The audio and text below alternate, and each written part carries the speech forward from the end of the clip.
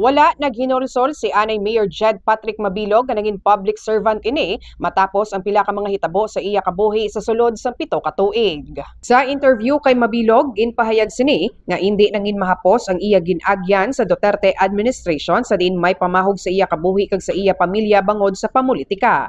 Ginpakigbahin man ni Mabilog ang iya ginhambal sadto antes ini nagpadalagan sa pagkaalkalde nga ang pagsulod sa politika ang daw kaangay lang nga nagkuha ka sang bato kag ilampo sa imo ulo apang sa iya na eksperyensyahan, hindi lamang bato kundi isa ka mataas nga building ang ginlampos sini sa iya nga ulo. Apang ginatag man sang anay alkalde nga wala ini naginulsol sa iya pagserbisyo sa mga Ilonggo bangod makita man ang pag-uswag sang syudad sang Iloilo sa tion sang iya administrasyon sa patag sang ekonomiya. Samtang wala naman ginkumpirmar ni Mabilog kung liwat ini nga magasulod sa politika o kung magpadalagan sa mas mataas nga posisyon.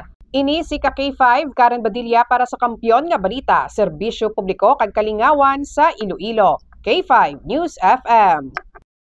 This news is brought to you by: do you feel tired all the time? Do you have frequent infections? Do you have always cold? It's a sign of low immune system. Boost your immune system with Clinica D3 Bio, antibacterial, natural antioxidant, immune system booster. Clinica D3 Bio has vitamin D3, lauric acid, and monolurine to fight against all viruses. Try Clinica Vitamin D3 with Coccus nocifera.